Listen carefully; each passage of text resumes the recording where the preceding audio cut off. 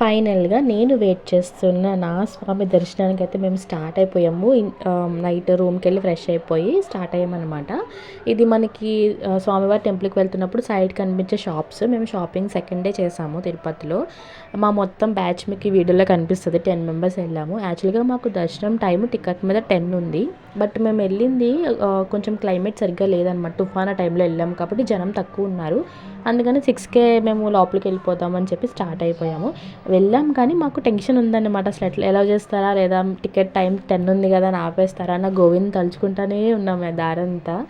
కానీ ఎలో చేసేసారు, చాలా హ్యాపీగా ఫీల్ అయ్యాము. బట్ కంపార్ట్మెంట్స్లో మాకు 2 hours టైం పట్టేసింది. లాక్ వేస్తారనమాట.